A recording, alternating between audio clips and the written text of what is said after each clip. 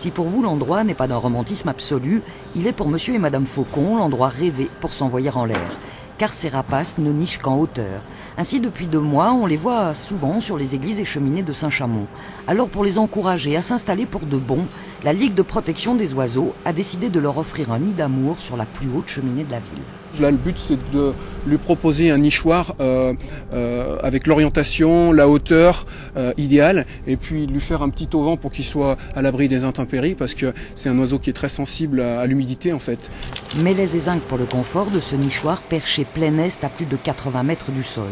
Monsieur et madame Faucon recherchent toujours des positions dominantes, d'où ils surveillent leur territoire et repèrent pigeons et étourneaux qui leur serviront de casse-croûte.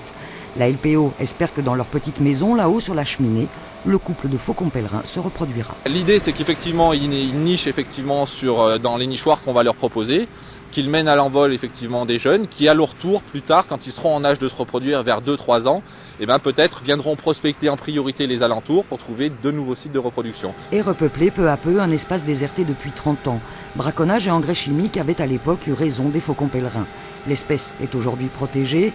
À Saint-Chamond, on saura d'ici 1 mois si monsieur et madame Faucon se plaisent dans leur nouvel appartement. Si ce n'est pas le cas, la LPO leur proposera d'autres nichoirs au sommet des clochers de la ville.